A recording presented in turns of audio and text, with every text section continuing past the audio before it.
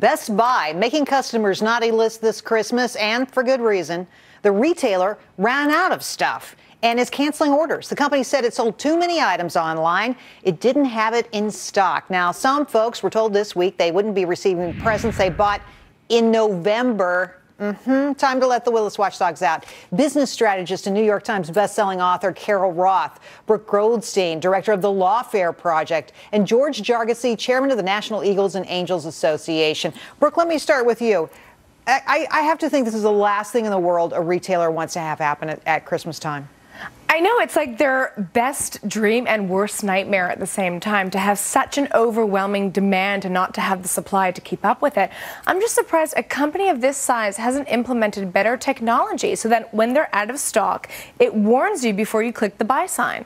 Well, gee, that would be really logical now, wouldn't it? Carol, what do you say? I know you pay attention to stuff like this and you advise small businesses. You would think a company as big as Best Buy would have figured this out.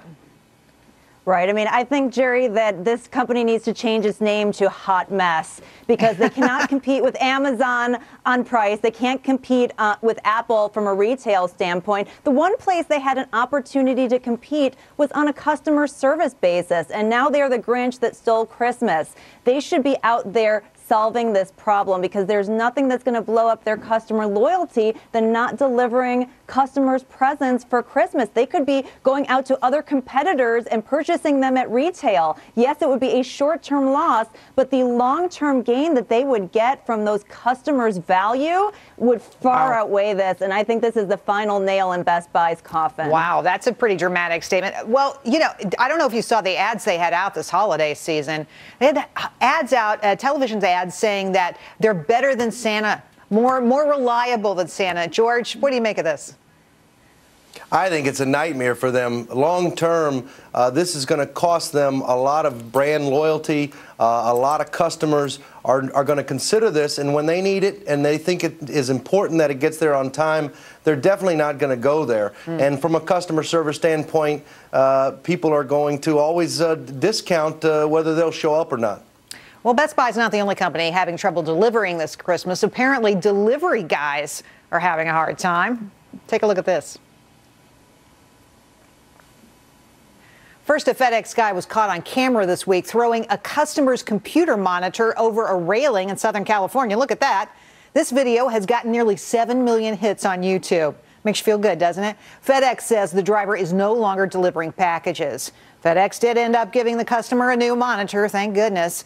And not to be outdone, here's a video today of a UPS guy giving this homeowner's security camera the finger, that middle finger, you know what I'm talking about, and then he throws the package on the ground.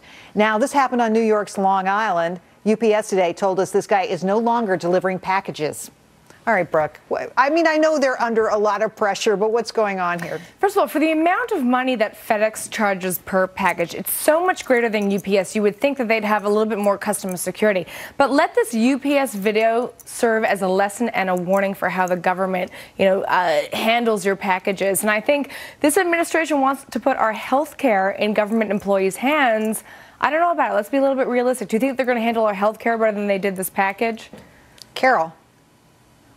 Well, I don't think that this is what the customer had in mind when they heard special delivery, but I think that this isn't even the time to make jokes. What came across in this video to me, Jerry, was that this was an employee who didn't care about their job. And when you have so many people who are fighting to have jobs, to maintain their jobs, and there's so much uncertainty, the fact that somebody would treat their own job and their customers with such disdain is both frustrating and heartbreaking to me. And George, what do you say? Well, I think this is a telltale of where we're at in the times, because you live in a fishbowl, whether you're at work, whether you're at home, through the internet, text message, and we have cameras everywhere. And so I don't care if you're 10 years old, 60 years old, 70 years old, on the job, at a restaurant. We are all in a fishbowl, and we're all being held accountable for our actions, even when we might be frustrated at work. And I think it's a good tool for UPS and FedEx to make their services better. Well, I know I'm on camera at work all the time. That's for darn sure. And a little correction, Brooke. I know these guys at UPS look like they're federal employees the way they act, but they're not. It's a private company. Oh. All right, even with all the shopping going on, a new report today said customers are maxed out. Consumer spending barely grew in November. That's according to the Commerce Department. Wages also grew at a very anemic rate, just 0.1%. Now, this all probably means even lower economic growth than expected. Carol, what's your reaction to this? I thought we had good economic news. Now it doesn't look so good.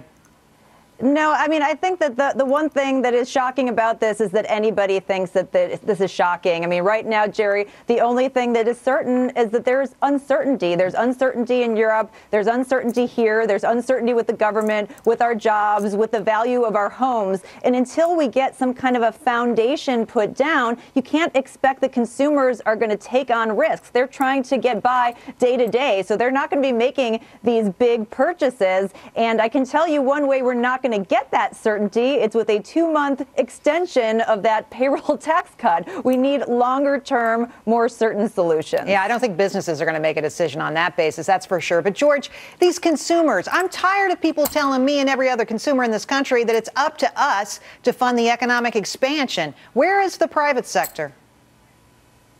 Well, I think that when you look at it, 70% of it's driven by consumer spending.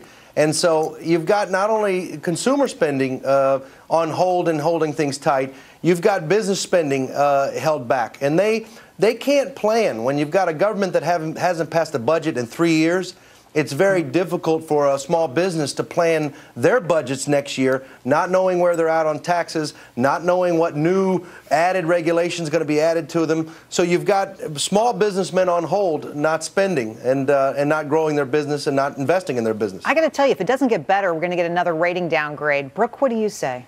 All these reports are telling me that spending is going down, but I can't find a cab in New York City. Everybody seems to be walking around with a glossy bag. I find it very hard to believe. But what we're actually seeing is people are now turning to durable goods because of what Carol said. There's a lot of uncertainty. We're also seeing the margins go down because stores are competing with each other on sales. But what happens in the next 24 hours, I think, are absolutely crucial. Well, and the men are spending now, so I guess we'll get the big purchases. Okay, it's the traditional Christmas lottery in Spain. Almost everybody plays it. It's called El Gordo, the fat one. The jackpot is nearly $5 million. This year's winner was an entire village in Spain. At least this crowd has one way out of the Euro mess. George, I'd love to see people win lotteries. I never play, but, I can enjoy. Only in Spain can you have a great party in the middle of this European crisis. It's nice to see them have something to celebrate those people winning money in the lottery, but it's about the only thing they could be celebrating from an economic standpoint this Christmas. Carol, is it the only thing in Spain to be happy about?